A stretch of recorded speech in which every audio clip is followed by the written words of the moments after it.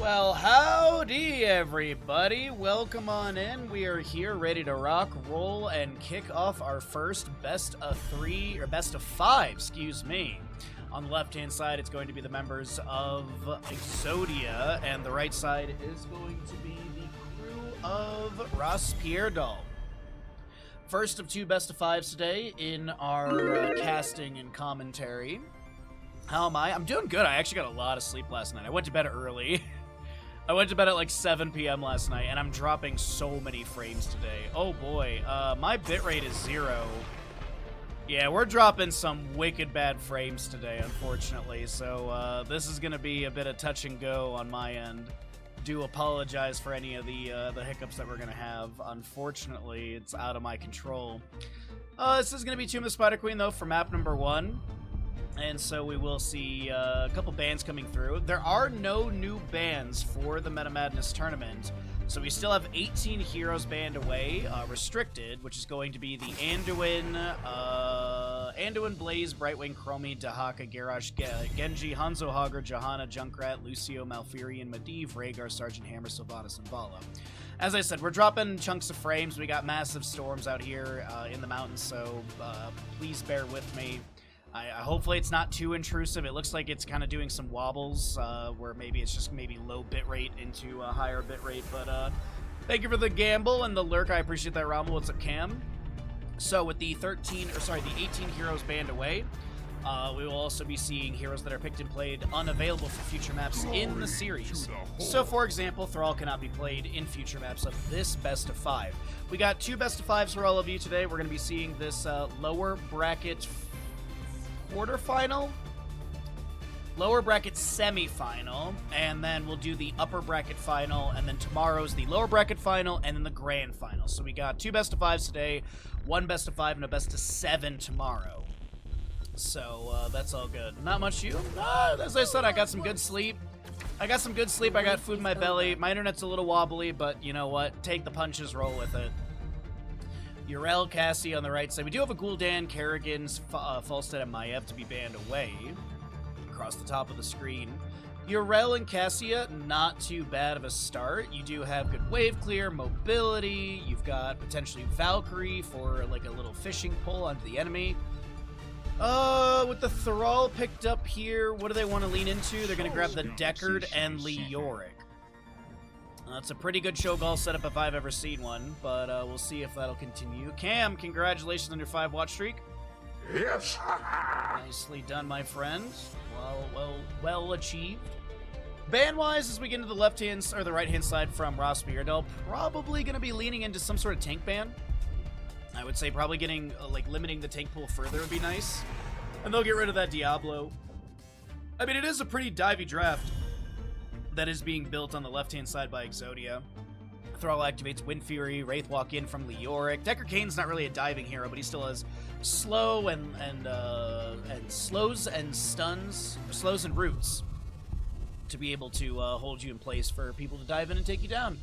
Right side, ooh, could be a tank ban, could be a healer ban possibly, maybe limit that healer pool. And I'll get rid of the Ariel, which does stack well or set up nicely with the Cassia. Gives her a nice little battery. So that'll be removed, and we get into the latter half of our first draft of the day. Let's see, with the Cassia Yrel. I still want some sort of, like, better wave clear. Like, Cassia's okay, but I'd like to see some sort of mage, like Jaina, Kael'thas would be really nice in the rotations. Gul'dan, I think, was already banned away, so we won't see him. So they'll grab Muradin and Stukov, and then they'll flex the last pick. They can go into another Bruiser if they want, depending if they need more control. Like Imperious is not a bad pickup here, since Thrall and Leoric do kind of want to dive into you, and so Stab is a nice answer. Excuse me. But they also can go into that mage, as I said. Jaina with a Muradin, Stukov, Yrel, Cassie would be nice. You get burst, you get some slows, you get good wave clear. Jaina's scaling is really nice. Water Elemental is really strong. I'm here to help. Speaking of the Jaina, it's actually going to be grabbed here on the left-hand side with a Stitches. The Deckard is actually really nice with this because you can Herodric Cube with Sapphire for a slow after the hook, and you have Scroll of Sealing. Oftentimes we would see Malfurion root, but he's banned away. Tyrande often is picked up because you also have Huntress Mark. I could see an argument for the level 1 Deckard Cain stacking quest for the armor debuff, but Sapphire is just, it's the better of the 3 talents at level 1, period. Greymane last pick, so quite a dive draft on the right side. It seemed like Exodia was building a dive, and then they pivot into this sort of hook burst combo. And now we have the right side of RossPierrDoll saying, you know what, maybe we're the dive. You've got the Muradin, Cassia, Yrel. They all can jump in. Greymane as well. Stukov in the backline with Lurking Arm. It's going to be a great game number 1. Get your gambles in. Let's get into it. Tomb of Spider Queen. Excuse me.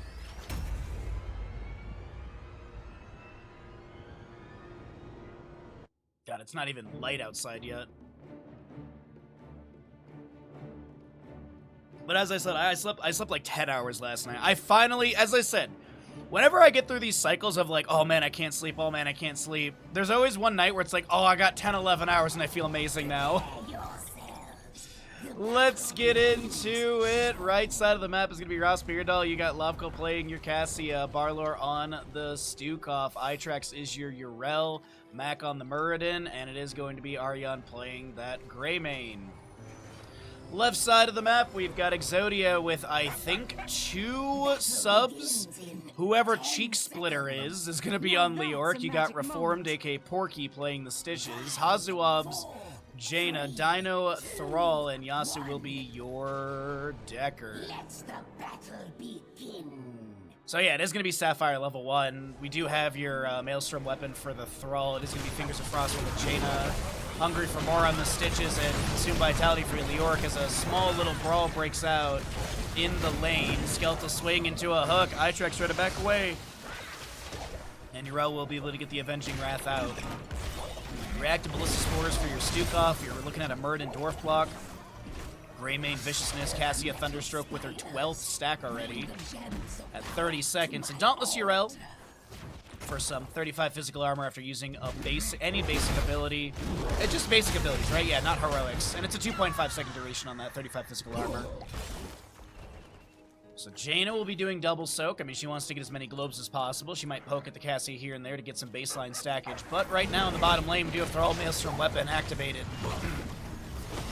Chasing on to back. Sorry, my voice. God, it's early in the morning. I did not warm up my vocals enough, apparently.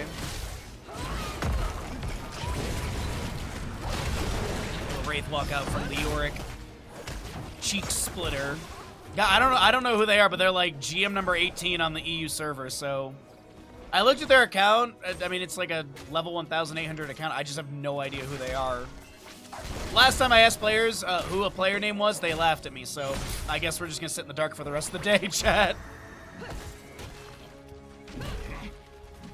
Actually, you know what? I'll message Hazuabs directly because he's the one person that actually gives me direct, clear answers. Good guy, Hazuabs. Speaking of, we've got this left side bruiser camp to be finished out. Mac is going to try and check this. They're going to invade it, actually, after getting their own on the right side. Stormbolt lands onto the Jaina, the Fen from Cassia into this. Leoric as a Wraith walks to the left-hand side. Hook lands onto Itrax. We do have Mac still in the point. Avenging Wrath onto the point as Leoric and Muradin will be traded for first blood on both sides. Righteous Hammer fend into the Stitches. The camp is going to be picked up by the members of RossPierrDoll. And an aggressive early start to this map number 1. The hook lands onto Yrel. The Righteous Hammer's there, but she has no Avenging Wrath over the wall. Leoric has respawned. Greymane Razor Swipe, but he's so low. The kill into the Leoric is going to be had, but Stitches just needs 2 autos to take down Greymane, as it's a 5 kill, maybe make it more here, as Barlor is going to be hooked back in. A Stormbolt from Muradin lands, a Thunderclap, or sorry, misses, and a Thunderclap goes out.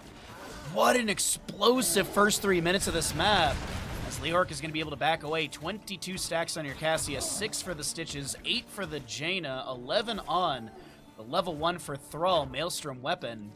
Keep in mind, it was nerfed on the stackage on the, so you now have a 25 at the first milestone instead of 20, and now 55 instead of 40 for the second milestone. Which I honestly think that second milestone being 55 is a really good adjustment. The most Thralls, I feel, are averaging 50. I haven't seen a Thrall honestly break 60 stacks. And I've had some decent, like, 20, 30-minute games. Well, not 30-minute, but I've had some decent, like, 20, 25-minute games. And Thralls just kind of, they hit that second milestone, and I think they're pretty happy. I mean, at that point, you have 110 extra damage, right? 115 extra damage, and you have 15% baseline movement speed buff, 40% when you activate Wind Fury, so getting the pinnacle for the 200% healing is nice, but I legitimately have not casted since release or change a Thrall hitting the pinnacle. Seen a lot of false sets hit pinnacle. I've seen Thralls hit the Echo of the Elements pinnacle. I haven't seen a single Crash Lightning game, which I'm kind of bummed out about. The level 7s are going to be picked up. We got blue web weavers ascending for the members of Exodia, as Mac is going to be hooked into a blizzard. Scroll of Ceiling doesn't hold the Murden in place as he's able to dwarf toss to the side. Did go into heavy impact level 7. As our Stukov is going to be picking up his growing infestation level 7.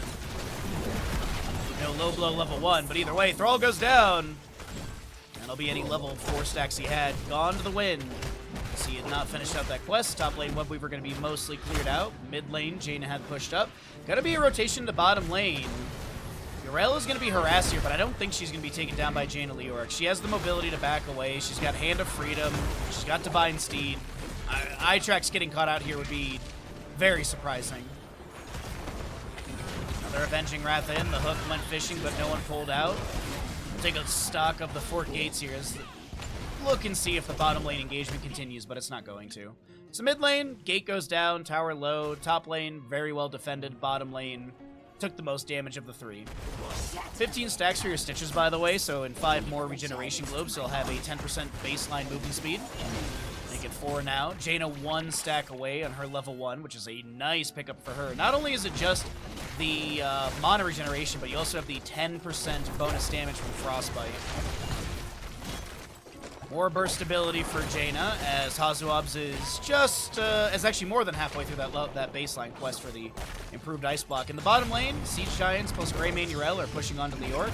Fort Gate is going to be equal to their own side, actually close to it as one tower still remains. Yrel charges up a Righteous Hammer just in case there's going to be a dive onto Greymane Yrel, but none will be achieved as the right side camp is being worked on. Left side camp up in 2 seconds. And I don't think we're going to see a repeat from before in the steal of the camp or anything like that. I think it's just going to be grab camp, maybe fish for a turn-in, as another 19 gems are needed on the right-hand side to be able to get the Web Weaver summoning. We do have the heroics coming up at the top of the screen, so we're cycling through the numbers at the bottom. The Orc Wraith walking out, needs to go pretty far away. Yasu caught. Big scroll of ceiling from Deckard Cain, but Deckard Cain will be taken down. Mid lane siege continues onto Fort Gate. A little bit of poke damage from the Jaina. Murden, Dwarf Tossing, and Lance Stormbolt into this Leoric, and he will be taken down by a low blow. Valkyrie goes fishing. As it is Valkyrie, Curse Bullet, Flailing Swipes, Avatar, and Ardent Defender. One Elemental Sunder, a Gorge, Entomb, and Deckard, I assume, is going to be Stay While Listen for the Gorge, because you basically hook Gorge and then Stay a While and Listen and zone the enemies back, as there is basically the hook Gorge. No Stay a While and Listen utilized here, not needed. Mac will be taken down, and it's 5-5 in kills, 7.5 minutes into this map number 1. And I don't even look at it. We had a really nice switch prediction. Well done, chat. I'm proud of you.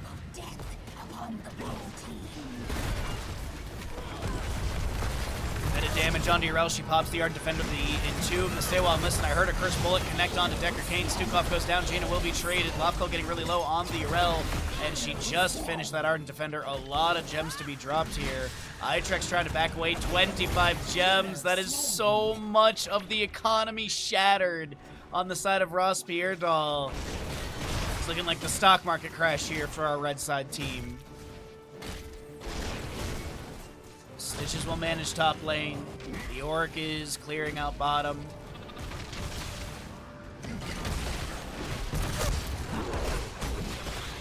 Tap onto well, dive in from Greymane. Minion wave is still active. Some damage onto the fort, but this will be a roll to disengage as Stitches finishes up top. All right. Jaina is so very close. I do want to point out that she's 11,669. Very nice. Very nice, Hazu. 28, probably 29 regeneration globes coming up for Stitches for Porky here. So in another 11 globes, he'll be able to have the 15% movement speed. Stormbolt misses on to Leoric. Cheek Splitter is going to be zoned a little bit from Dino, but ends up getting the drain, and Itrex will have to speed on out of here. Stitches hits level 13, so he has the extended hook range automatically. Jaina does finish up that baseline. Looking for a good angle. That's a great skeletal swing into Ancient Blessing. Sapphire, Decker Kane into Scroll of Sealing. Murden Avatar is active. The Entomb blocks him from disengaging. Greymane is to round the corner to back away, and he gets sundered to the side, rooted and booted. Greymane goes down, and nearly the entire gem economy has been set to 0. I mean, I said stock market crash, but holy crap.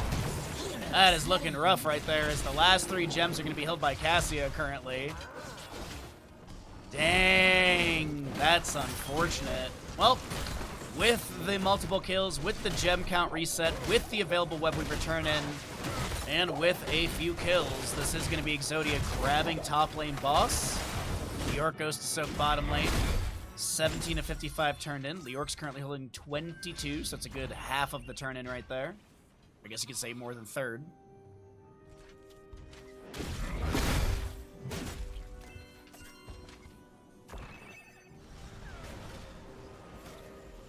As Dino will turn in a few more gems, that should be enough for the summoning, as they only needed 4 and he had 14. Boss is already pushed up onto the fort. It's been poked at a little bit by the enemy to 50%, but this will be fort taken down. This could be fort plus keep, honestly. Really good siege value in top lane is available with Thrall Jaina. The ever-presence of the hook gorge threat is there with Porky. Burden stepping out a little bit. And Sundering, will they? I think there was a little bit of a miscommunication on whether or not to gorge the Murden right there, but here comes Rel with the flank. Stitches will gorge the Greymane a little bit late. Stay on listen is massive, but a lot of enemies are woken up. That's going to be Flailing Stripes from Stukov. He gets taken down. Cassio rounds the corner, looking for more fighting into Hazu and Cheek Splitter. Entomb comes down. Leoric's like, wait a minute, that's my Jaina inside, and that will be Cassia taken down. Jaina Proudmoore. Greymane will fall. The Worgen is taken out. Mid and bottom forts have been taken down as well during all of this. The Righteous Hammer. Thrall falls as well. Here's the big thing to mention. The gem economy of Exodia. They had enough for a double turn-in. As Deckard, level 16 Bonk Staff, getting a couple hits here and there. The Web Weaver was pushing during all of this, in mid and bottom, on to keep gates. The Web Weavers are low, but still, this is still... They lost a few members, but so much siege was achieved. And the other thing to mention is, I believe between Deckard and Leoric, there nearly is enough for a turn-in. Yeah, 53 of 60. They definitely had back-to-back territory, and this was a bit of a blunder here in top lane. I definitely feel like Stitches was... There was that Sundering, and Murden was shoved to the side against the gate, like right over here. And there was that sort of double back from Porky. He was like, do I gorge, do I not gorge? Do I gorge, do I not gorge? And that indecision kind of led to the multiple kills, I feel. The gorge came out late onto Greymane, who had chunked Stitches down to 10% so quickly. The gorge did nothing onto Greymane. It took him out of the battle for about 4 seconds. This was a beautiful turnaround from RossPierrDoll. We'll see if they can start taking down forts of the enemy. They have their own Web Weaver turn-in. Would be the second one for them. 53 of 60 turned in. 3 held on the left-hand side. Rel comes in with the Avenging Wrath, immediately stunned by the Decker Kane Bonk.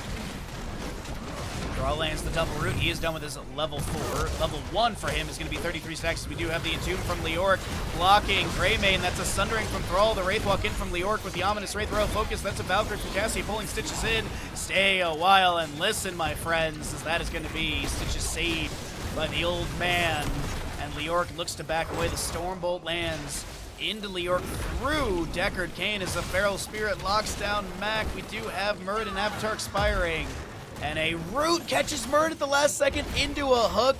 A Cone of Cold from Jaina with that the Numbing Blast for a 1 second extra root, and that is going to be enough for another Web Weaver turn in. That could be GG through top lane.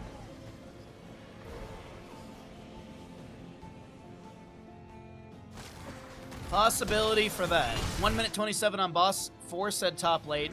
Top keep at about 75%. So what's the game plan? What's the major call from Exodia? I would assume it's top lane, but with this camp through mid, I would pivot my call into probably a mid lane priority. Keep gate is mostly damaged, it's just the keep is weaker in top lane, but you have a bolstered mid lane. You couldn't have gotten boss because it was still on a minute 27 cooldown when we checked it. Minute to go on that. They could actually, if Exodia doesn't win it here, which I'm not saying they're going to, but there's a possibility, they could pivot to a boss in top lane. Ooh, that double back from Lopko was able to avoid the hook, but Yrel scouted by Jaina trying to get a flank. The Sundering. Yrel drops 35 gems and no one are getting those gems. The Valkyrie does not pull Stitches back. The Ancient Blessings into a, yeah, that's going to be Muradin getting his avatar. The hook misses. We do have Jaina still chasing in. The Water Elemental's there. The stay well and listen. Mac is so very low. 9 HP! As Jaina's unable to get the kill, but I would think that Web Weaver through top, which Dino's trying to push up a little bit faster, is going to be arriving to core. We've got a minion wave through mid as well. Exodia looking to push in for possible victory here on map number 1, and we'll see if they find it. That's a beautiful hook onto the Cassia. Lobcall will be taken down by a nice skeletal swing of Leoric, and now Exodia, yeah, they apparently they could end the game, but instead they're just like, maybe we get more kills.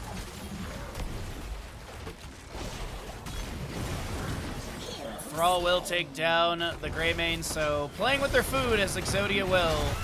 Yrel has respawned, Ardent Defender is activated, bottom lane keep has gone down, and 2 from Leoric with the Buried Alive. That's what we call a Finland! And instead of ending, they will continue to try and get another Finland, as that is going to be a cheek splitter. Taking down core, GG, well played. A dominant Exodia map number 1, as that will be pretty one-sided, honestly. But I will say Thrall Dino, nice damage.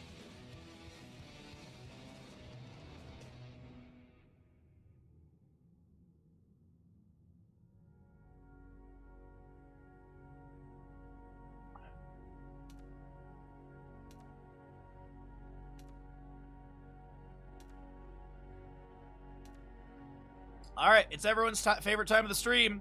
Ads! Ads are coming your way if you're not subbed. All right, we're back into it. Infernal Shrines running through the games today, as we do have on the left-hand side Exodia up in this best-of-5 series in the lower bracket quarterfinal. Sorry, semifinal. And we do have Infernal Shrines. The losing side of RossPierrDoll opted in for map pick priority. They will choose Infernal Shrines, and this is going to be a lot of heroes already banned away. We've got 28 heroes unavailable, 18 from the restricted list, and 10 from the last game. A man could have hoped for a Cho'Gall at Infernal Shrines, but it's not going to be sliding through this game. So it is Maev and Cho banned away, Kerrigan, and what? Sylvanas, potentially? I mean, first pick Sylvanas on Infernal Shrines feels very okay to do. Ghoul Dan again. I think the Sylvanas is going to get picked up here by one of these 2 teams for Infernal. Falstad's up and available too, and Q is no longer banned. Q is available, as it got patched out a week and a half ago? Earlier this week? It was earlier this week. It was Monday. It was Monday, literally this week, I think. Let's fly. So we'll see Falstad. But even with Q being unbanned, I'm still seeing a ton of auto attack Falstad. And I'm assuming this will be in the 4-man, so I would also assume you want that auto attack build. Zeratul and Uther. Okay. Uther probably main tank, and then maybe Ana secondary healer, but maybe Ana gets banned, because like a nano boost... Yes!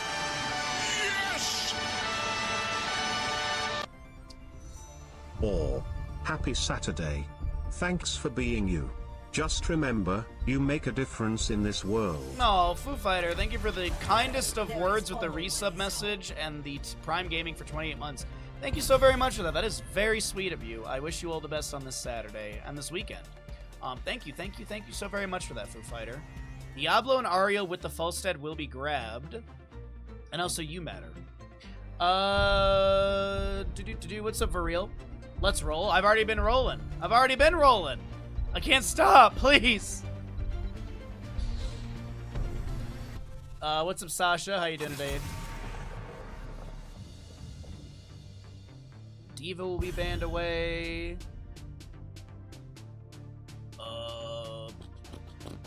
I think you could if you're sniffing it out, maybe ban the Ana. I really do feel like it's not going to be just solo heal Uther. With the Zeratul, that kind of makes me believe like a nano boosted Zeratul in this situation. Because then you can still pick up a good solo lane and then another like auto attacker. Mephisto, okay. Get rid of Mephisto. So, what are we going to see here for the remainder of the draft? We have the Diva ban for the solo lane, as well as Mech Explosion control in the objective area. Mephisto's just phenomenal on this map in general with his poke, skull missiles at Horrid Skull level 13 is massive damage with unyielding power level 1 synergy.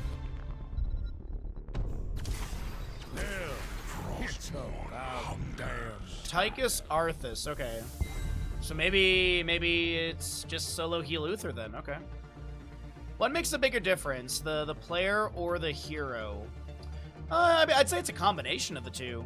Like, you know, like, Zeratul's a terrifying hero, but then Cure Zeratul is like, you know, a step up.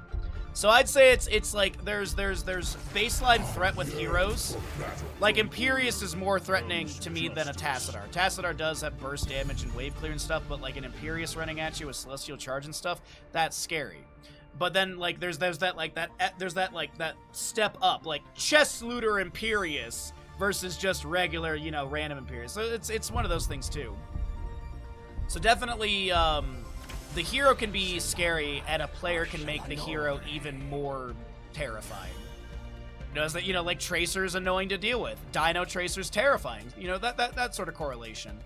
That's at least how I would observe it. But we do get into the last couple picks. It was that Kael'thas for the right side, Imperius Tassadar on the left. Tassadar Diablo synergy really nice. I love the Imperius personally. This right side draft has got good wave clear, good sustained damage, good burst as well. We'll see how it all works out. Let's load on to map number 2 and see how this second map in our first best of 5 of the day is going to go. We got the Twitch prediction for the next 5 minutes and 10 seconds for all of you.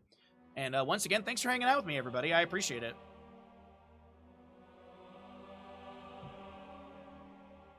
Got a surprise, no Lunara. Well, the Tassadar Diablo has a better synergy.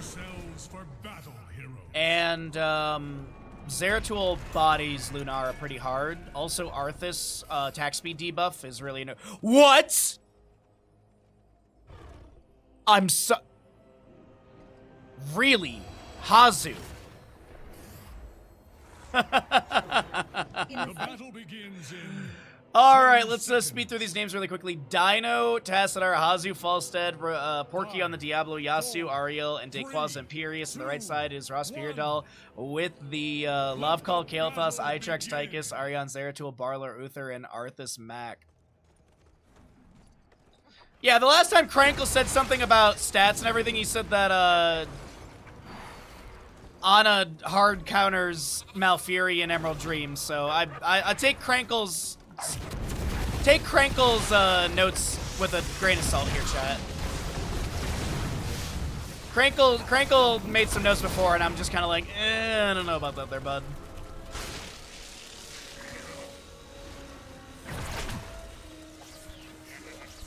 The new Dishonorable Discharge with Falstead. What is the range on that? Because I know it was slightly increased. That's pretty decent, honestly.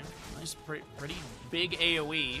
So we do have Psi Infusion Tassadar. It is going to be Solarian Flare level 1 on that Imperius with a Consuming Flame. You do have your Searing Light for the Ariel as well as Diablo Soul Shield. Arthas with his Frozen Waste. You do have Wave of Light on Uther. Zeratul with the Mine Hunter. Quarterback Tychus, and Kael'thas will pick up his Mana Addict. Shadow Charge onto Mac. No overpower. Hazuab's backs away with a Living Bomb applied. So Dishonorable Discharge. After 20 strikes, its damage increased by 30. Well, actually, let's read the baseline. So each Lightning Strike Upon a hero after the third, generates 1 stack. If a hero dies under the effect, it generates 2 stacks. After 20 stacks, its damage increased by 30%. After 45 stacks, its cooldown is reduced by 2 seconds, and its damage is increased by additional 75. So you go up to 105 on the increased damage, and then after 75 stacks, its number of strikes increased by 2, and the final strike stuns for 1.25 seconds.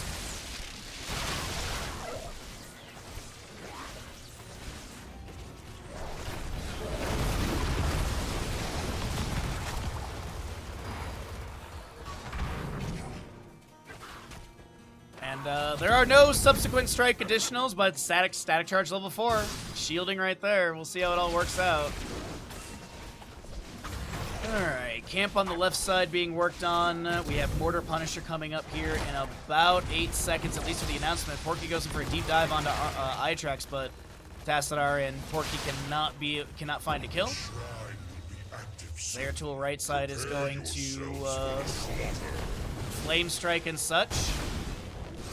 They'll grab their own Fallen Shaman on the right side. Hanzo will chill out here for the time being.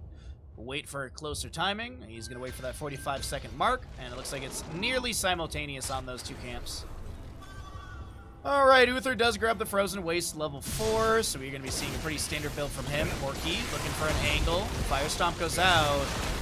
Soul to Flame level 4. No overpower onto Mac available as that Frozen Waste, or the Frozen Tempest, excuse me, slowing anyone in the AoE, and then there's going to be, once completed, further slowing. Or, further duration on the slow, excuse me. And attack speed debuff. False set in bottom lane. Looking to back away. 8 stacks currently for Hanzo. Overpower. Shadow charge onto Arthas. Gravity Lapse only hits a Skeletal Defender. The minion wave was pulled into this objective area, but it's going to go back into lane. Falstad will deal with that. There's your level 7 with the Thunder Strikes. Lightning Rod deals 25% more damage each subsequent strike. No additional strikes off of that, as that is going to be First Blood picked up by the Imperius in the top lane on Tychus. Diablo comes in with the Overpower Shadow Charge into the Uther as Mac tries to step up with his Arthas AoE active. And Falstad soaking in bottom. He'll fly up into the mid lane, get a W applied to Love Call. Damage is there. 2 more stacks picked up. 10 currently at 4 minutes in game time.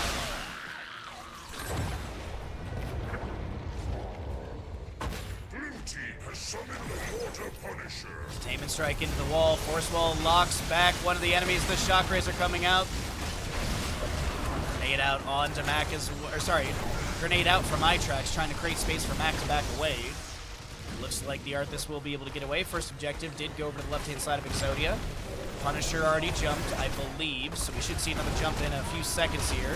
That's a lot of low health bars on the right side, but Diablo goes in a little too deep. And Tychus will take him down. Grenade goes out, poking onto Hanzo.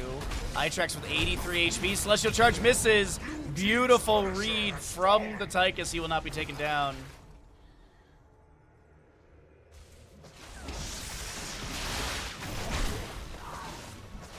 And we're currently waiting for those stats to go through. Or sorry, the heroics to pop up at the top of the screen. So let's go ahead and cycle through our stats and see what we got going on. Next Punisher will be like 7-minute 30-ish. Maybe 7-minute 45. Singularity Spike. Dayquaza getting chased here. Alright, it is 1-2 in kills, favoring the side of RossPierrDoll. That's going to be a nice Force Wall. Overpower. Uther gets a self-heal, but it's not enough. Tassadar does get the credit for the kill. Flame Strike's going out, poking at the enemy. The bottom lane Fort Gate is being weakened. Tychus pushes the wave up in top. Falstad tries to chase on to Kael'thas, but zoned by tower shots. Minus 40 armor. Containment Strike into the wall. Shadow Charge follows it up. The Overpower. And Zeratul does not get the kill onto Diablo. The Crystal Aegis will be activated. Diablo, Porky almost standing in. The Flame Strike. Let me guess. Falstad stepped up to try and get W stacks and got taken down by tower shots. What's new? What's new? Falstad trying to step up for W stacks and dies to tower shots. He did get one because Hanzo has been pretty consistent with getting both of the stacks at the tail end. And you can see here he's on an odd number 15. So he got 1 stack on Kael'thas and then died. So worth. OP talent. Frozen Punisher for the top lane is going to be Archon for your Tassadar. You do see the Gust, Lightning Breath, Crystal Aegis, and Wrath of Angiris. Cinder, Ghost of Might of the Nerazim, Divine Shield, Odin, and Phoenix with Kael'thas. That will be Divine Shield applied to the Tychus trying to take down Rayquaza.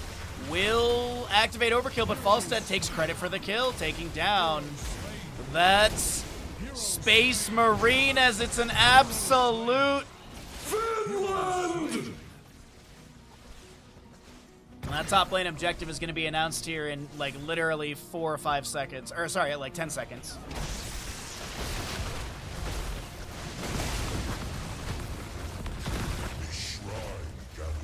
So, bottom fort has gone down. Probably a pivot into mid to take this down because there's already a wave getting close. Imperius has a soft push into this top lane as well.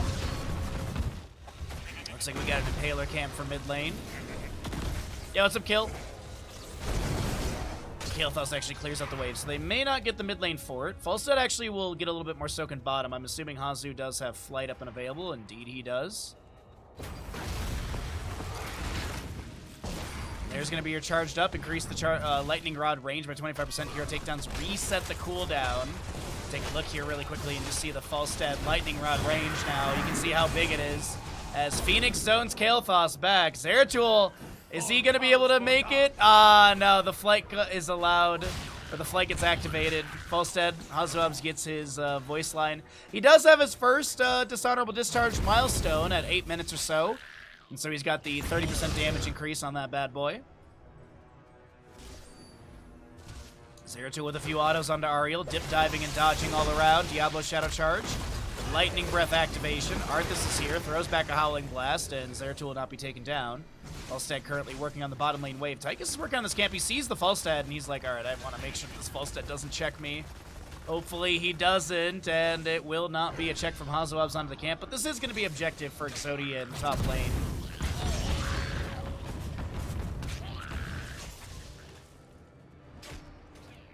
Zeratul and bottom. Are they going to try and get Falstad here? The enemy team hasn't shown in a while, so it's like, okay, this Tychus is a bait. And absolutely, Diablo's going to discover the enemy team on this camp. That will be a lot of damage onto Diablo. Porky gets the Crystal Aegis, but he's got 200 HP. The Howling Blast lands, and the grenade, and that'll be Overkill activated. Diablo souls are expended. 39 on the objective as the Fallen Shaman in top lane will be taken out by tower shots. Falstad currently soaking up the bottom. Syndragosa through the mid lane. Howling Blast onto Tassadar. Diablo has respawned to Overpower, met by Gravity Lapse into a Stormbolt. Falstad barrel rolling in. W applied to the Zeratul. He blinks away, trying to get further away from that stackage. Actually, it looks like it expired right there. Gravity Lapse onto these Imperius. Will Flame Strike in the disengage. Meanwhile, the Impaler camp does have one Impaler left, getting a few spears thrown into the tower. Mid fort does go down though. Tychus dashing in. Overkill activated. Massive Celestial Charge. The Gravity Lapse is the answer. Living Bomb applied. Spreading over to the Tassadar. Zeratul trying to dive from the backline. We do have a Flame Strike from Kael'thas and the Odin and the Phoenix. So much being thrown out. Zeratul trying to chase onto Porky, who does spread the Living Bomb once again. This is going to be Living Bomb onto Rayquaza. Porky so very low. The Wave of Light Smoother coming out. The Flame Strikes are going to be there with that level 7 Burn Flesh for the extra damage on double enemy heroes hit. But they only need one Skeletal Defender for this objective to be summoned, and Falstad Hazu is going to get that with a Hammering Auto. Imperius able to back away on the left-hand side. Diablo looking for an angle on the Tychus. Goes for the Uther instead. Arthas gets a Divine Shield in time. Zeratul trying to dive into the backline. He is invisible for the time being, but he needs to blink away. Alright, so this is going to be top lane 4 taken down, and the members of Exodia will be leading the map with 3 kills and a level and then some in experience, but this is absolutely guaranteed top 4. I'd assume keep front gates. I don't think we're going to see the keep taken down. Well, I wouldn't say 2 level, but I mean, it's 14 to 16 if you look at the top of the screen. Some experience, getting close to 15 on the right. Root into Force while Diablo goes in deep for the Shadow Charge into the Overpower. Diablo zoned from his team. Gust from Falstead will come through. Punisher gets the keep gate, and this is a Fire Stomp in the disengage. Cinder goes to chase in further with the slow. Howling Blast goes out. It is completed on that level 1. We do have a ton of damage into Dayquaza. The Imperious into Crystal Aegis. Archon from Tassadar takes down the Kael'thas. Imperious will be traded in this moment. Archon with a few more autos into Mac and such. So you do have these Psystorms with armor debuff as well with the level 7, right? The Psionic Echo. No, what am I... What was I seeing armor debuff from then? It was a spell power debuff, but I thought that was a level 13 from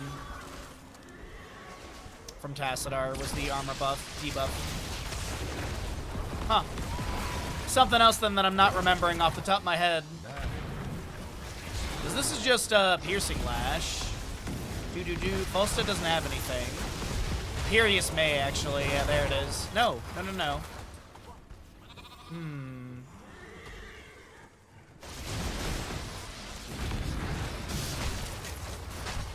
I'm blanking off the top of my head.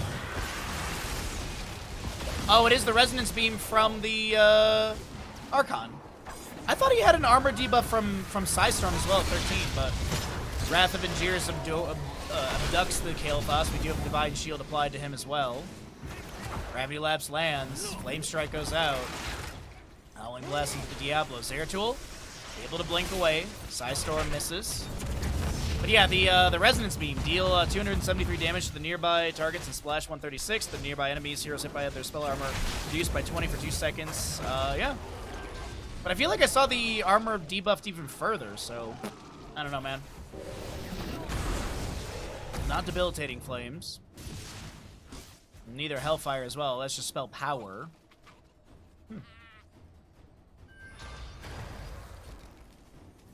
You know, like playing a Meta Madness, but these guys make it look so good. Yeah, I've been dropping frames today, forget what. I've dropped 21,159 frames. It's been the pockets have been smaller, but yeah, I have been dropping some frames here and there. I'd say we get like half an hour of stable with like 5 minutes of like small little frame drop.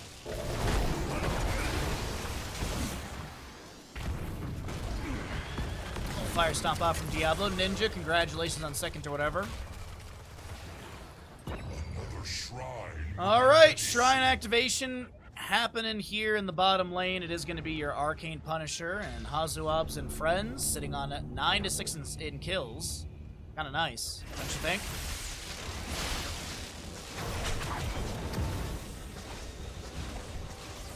Yeah, it's not you, Chad. Today it's unfortunately Spectrum. But we do have the massive snowstorm for the next 2 weeks, so this is kind of expected to have these wobbles. Zeratul right over here.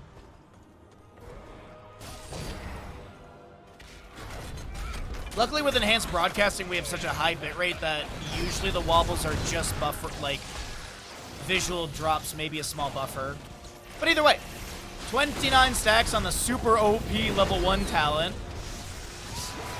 As we do, I just don't believe that Dishonorable Discharge can be good. I really don't believe it at its current setup.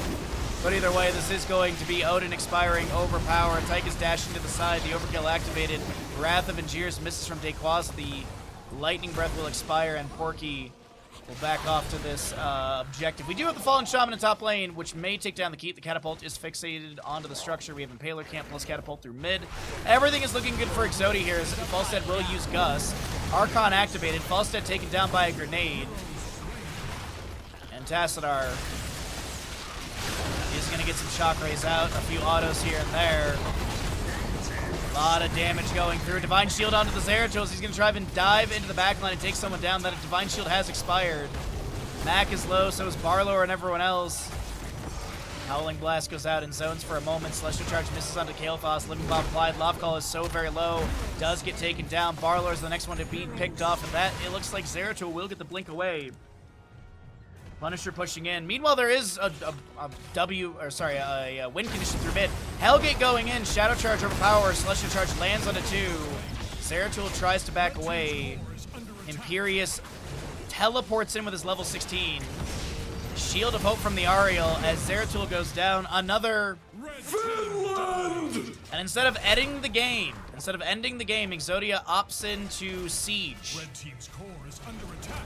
No, I mean they're gonna go ahead and take down bottom lane keep, and then the Punisher should be able to take down core.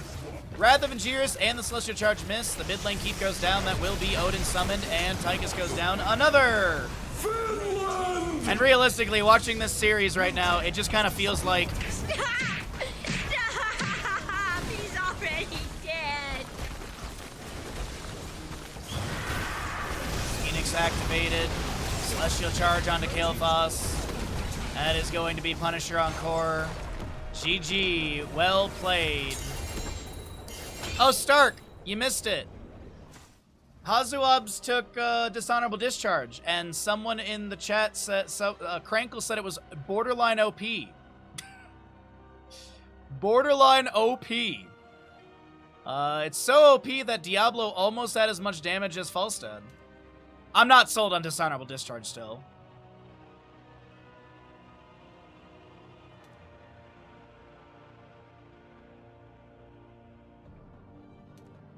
I'm not sold on it. But you know what? People are going to be like, bro, Hazu made it look so good. He had like he didn't even get the second milestone. I'm not a fan of it. Anyways, we're going to pay out the gamble. We'll get ready for map number 2 or map number 3 in this best of 5 series. Ads are coming your way. Subscribe if you'd like to. Let's get into it, everybody. Garden of Terror will be our map number 2. Map number 3 in this series. This should help with the frames. Thank you so much, eBag. I hope you're doing well today, bud. Happy Saturday to you, and thank you again for your Prime Gaming. Also, thank you, Foo Fighter, as well, earlier for the Prime Gaming for 27 months. Thank you, everyone, so very much for hanging out with us. I hope you're having a wonderful day as we are here in map number 3 in this best of 3 series, of kind of one-sided series right now. And this is a lower bracket semi-final matchup, meaning the loser of the series, that's it. They take 4th place, if I'm not mistaken. So we're going to go ahead and find out who will be victorious here. We still have one more best of 5 after this. We have the upper bracket final coming up after this. So it could be literally right after this game because Exodia has been dominant in this best of 5 series. We do have a Mayeb Cho'Gall, so it's the exact same bands we saw in a few other maps with the Mayeb Cho, Kerrigan, Gul'dan. ETC will be the first pick for Exodia. RossPierrDoll did, by the way, opt in for map pick priority as the losing team, and they chose Garden of Terror. They don't care for first pick. They want to have the map pick priority, and they like this 1-2 slot. Let's see what they go into here. And as a reminder, this is Meta Madness style of draft, so heroes that were picked and played in maps 1 and 2 are unavailable, and we also have the baseline 18 restricted heroes. There were not more heroes added to that list. That phrasing does not sound correct in English, but it's English, so who knows. But there were not any more heroes added to the list, so 18 heroes still remain banned. If you'd like to know that list, exclamation MM, or you can use exclamation bracket to go over to the Wikipedia for more information. But it is ETC Tyrande Tracer on the left-hand side for Exodia, Leeming Anub'arak, which is a nice 1-2 punch at the start here for RossPierrDoll. And we get into the mid-ban phase. What do we want to get rid of? What do we want to remove? Gonna get rid of Vikings, possibly. Okay. Or the possibility of Vikings. You know what? I was actually kind of hoping for a Samuro, but I think that Exodia could go Abathur here. Abathur Tracer could just be like a hard carry. Though I do feel like you'd be lacking some wave clear and presence, but I mean, Ultimate Evolution would be huge with double ETC, double Tyrande, double Tracer. Like, all of those are good options. I like the idea of Abathur. I think it can work for Garden of Terror. Let's see what we have on the right side, though. It's Leeming Anub'arak, Whitemane, and Zul'jin. Okay. Zul'jin is uncapped on his baseline quest. That was reverted a patch or so ago. So rejoice, trolls in chat. You can continue to just build up that stackage in perpetuity. Didn't you mention Dinos Tracer before? I did. I did indeed. Dinos Tracer is something to be scared of. My hatred is unending. Okay. I wasn't expecting an Illidan or an Probius. I wasn't expecting them together. But there you go. So Zul'jin, Li Ming, White Mane. You know, draft theory, this is typically a bruiser. I don't think we'll see an Abathur. I like the Zul for the lockdown. It forces Tracer to recall Illidan to dive away.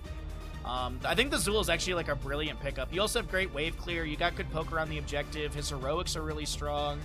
I do like the RossPierrDoll draft. Unfortunately, Exodia has been really dominant, and this Exodia draft kind of just seems like we're gonna run you down, and we've got Probius to do StarCraft 2 Protoss things. Let's get into it. Get your gambles in, everybody. Houston, we have a probe. That was clever. I like that a lot. I may steal that from you, my friend. If I'm casting BlizzCon when I'm casting BlizzCon 2026, and if I remember that, I will definitely use it. Right side of the map. Whoa, sorry, my cursor. Right side of the map is going to be the members of RossPierrDoll. You got Mac on the Anubarak. Loveko playing your Li Ming and Arion White Mane. Barlow on the Zul'jin, and a Zul Itrax. Left side of the map, we're taking a look at Exodia. Hazuabs is your Probius, Dayquaza, Illidan, Yasuo, Tyrande, Porky on the ETC, and Dino Tracer. Looks like you need a timeout. Indeed I do, Dino. Alright, so we've got Yasuo on the Tyrande. As always, we check and see, does the first Sentinel hit across the map? No! First Sentinel misses. We're going to a map 4, everybody. That's obviously what that means. Recall for Tracer. With her parting gift at level 1, you got block stacks for ETC, Echo Pulse, Probius. You saw that Ranger level 1 right there from the Tyrande, piercing through the first target. And you also do have your unenigation for Illidan. Li Ming with Power Hungry, Shade Zul, Bone Slicer, Grievous Throw level 1 for Zul'jin here. White Mane Pity the Frail, and a Legion of Beetles for Anubarak. So we do have a poke here and there as Probius begins setting things up in bottom lane. Oh, Jesus. Did I not run ads after the last game? I didn't. Shit. Ads gotta come. Ads gotta go. We'll snooze out the ads, and we'll do our best. Maybe Exodia speedruns this map. I forgot to run ads after the last game, so I either run them right now at the beginning, or we hope that the map goes quick. Sentinel goes across the map, slaps into Barlor. And this is going to be ETC in bottom lane. Misses the power slide read. The pulse bomb lands onto Li Ming, but she'll be able to back behind the gate.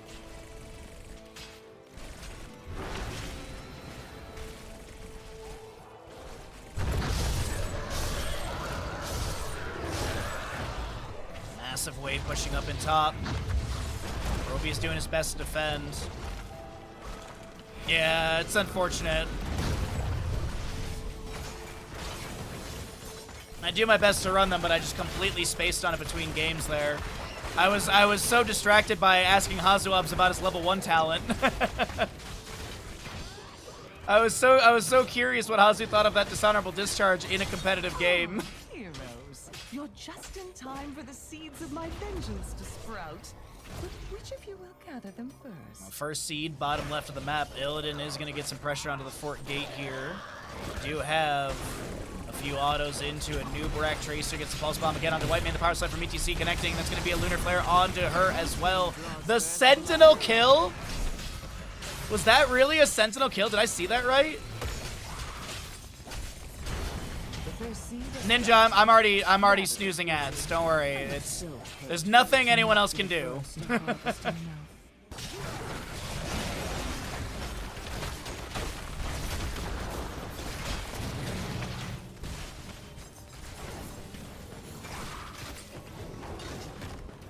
Well, Varil says run him now, run him now.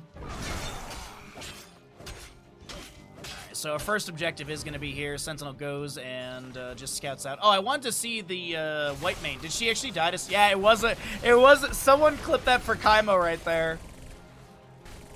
Nice little Sentinel kill from Tyrande. As Illidan continues to mash into Fort Gate, we do have Probius clearing out top lane.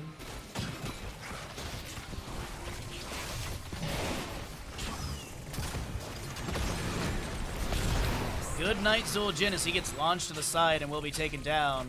A few autos land onto Anduin as he's looking to back away. Seal is applied.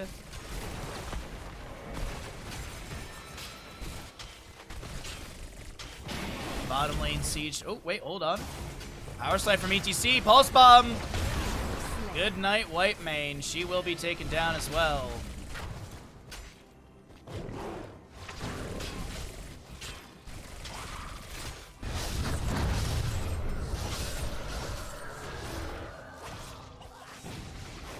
Alright. 3-0 in kills, a level lead, a talent tier advantage was there for a moment, but it's not going to exist any further. Bottom lane continues to be pressed into. No one has gotten the objective yet. Pulse bomb misses on the side. Magic missiles continue to poke out here and there, but nothing to be found. Right now, I mean, Exodia's, they've got kind of the run of the map. They seem really comfortable. Illidan working through his Unending Hatred level 1 is 14 of 20 stacks, and he'll jump to the 40 mark once he does hit that 20 mark. And no one sees the ETC, obviously. He's in the bush. Tracer getting dove on. There's going to be a backline power slide into the Li Ming. Intercession from White Mane, level 7, utilized right there. White Mane will be taken down by Tracer. Now Li Ming blinking inside. Bone Prison lands onto Porky, this ETC, as he power slides in further. Li Ming is trying to blink away on the side. Probius with the voice line as Zul'jin, Li Ming do go down. That will be Mac hit by a Sentinel. Tracer sustained damage is there, and Zul has backed off to, I would assume, grab a camp, but maybe just soak top lane. The big thing to mention is going to be 10 talent tiers here on the left-hand side, so let's cycle through those other numbers as ETC does get the first channel on this first objective. And Tyrande, Sentinel thrown towards top lane, looking to see if they can get the hit onto iTrack. So close. Let's see, Sticky Bomb, Stage Dive, Pylon Overcharge, Hunt Zul, and Shadow Stalk for the Tyrande as Porky stage dives into top lane and finds absolutely no value. Oh, he does get some auto attacks onto the fort here, and then he's gonna die. Power slide to the side, Hunt from Illidan on to the White Mane. She is being bullied here as that'll be Illidan getting his Unending Hatred finished out. Tracer gets credit for the kill.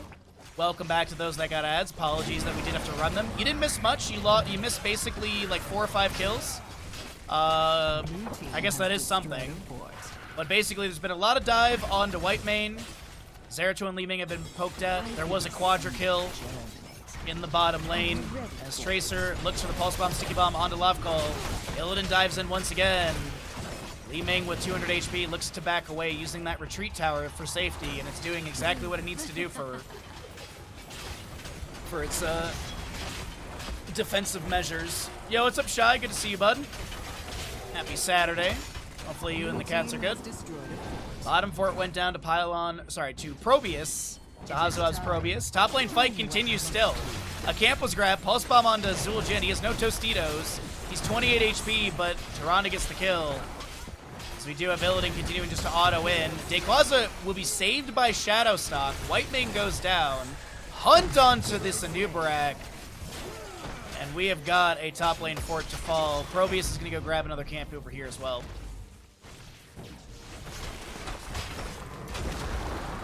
Blue team has destroyed a fort. So, 11-0 in kills. Domination from the members of Exodia as they have not lost a single thing. We do have the Scarlet Aegis from White Mane, Cocoon, Tostingo, Wave of Force, as you did see it for a moment. And also Skeletal Mages from Zul, but it's a 2-level lead. Cocoon onto Illidan. Stage dive from ETC into the mid lane as they're going to try and take down this Zul. Illidan in top lane gets the Elunes chosen from Tyrande.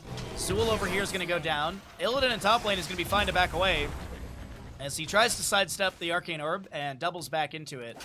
So no death onto Illidan. Tyrande saves, and it's Zul who goes down. And as a heads up, we are dropping frames. If you get some buffering, it is on my end. Spectrum is, we have a massive, like, winter storm up here, so, I was kind of expecting it today. It seems to be pretty manageable, but just heads up on that. It is not you, it is my internet. Sorry, Hazu. So it still is that 2.5 level lead, 14 to 11.5, and 49 stacks for your Illidan on his level 1, 9 on the Unbound of the, is it 12, right? 15, excuse me. Oh, thank you, Zig, I appreciate that greatly. Thank you, thank you. My. I mean, in theory, Kaimo should be awake right now, but he's probably I climbing. trust you know what to do, heroes. Hunt from Illidan into the top lane, on to the Zool. The stage dive comes through. The Sentinel does miss. The Bone Person's going to be there as well. Face Melt to push this Zool around, and he will be taken down. Probius grabbing left side camp. He will be invaded, but his allies should be here in time. Zool's going to be seen. Hanzo does have pylon overcharge if he really needs to use it. Whitebane's going to start hearthing, and she will not be discovered in the bush. Wait. Oh my god, how did Hanzo... I can't believe it. He must have just nearly not gone into the bush. I thought he was going to just tap the edge of the bush and see the Whitemane, but... yeah, reformed his Porky. He's subbing him. Bad Benny's not here. Probably at work or something.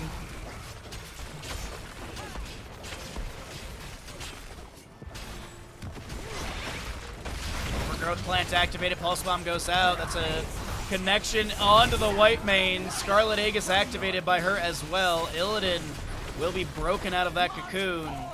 Bottom lane Garden Terrace slapping onto this keep currently. And are Exodia going to speedrun this map number 3? Are they looking for a clean 3-0 and punch their ticket into the lower bracket final tomorrow morning? Illidan diving in. Pulse Bomb takes down the Whitemane. Tostitos for the Zul'jin activated, so he gets a few autos out as well. This is going to be Garden Terror on core current through the bottom lane and through mid. Illidan dives on the Lob Cult, but won't be able to get any value. Nubrak burrows to safety into the Hall of Storms. Garden Terrors are on core. Shadowstalk from the Tyrande. Zul tries to avoid the slam from the bottom lane boss. Garden Terror, that'll be cleared away. Illidan diving in. Zul'jin taken down by a Pulse Bomb. The Garden Terror phase is expired, but all 3 keeps have gone down. The hunting from Illidan will not be able to connect onto a Nubrak before he gets into the Hall of Storms for safety. And this is going to be a clean and quick speed run from Exodia. A best of 5, 3-0'd in 1 hour and 7 minutes. That's actually wild to me. Shy, thank you for the 5 watch streak. Yes.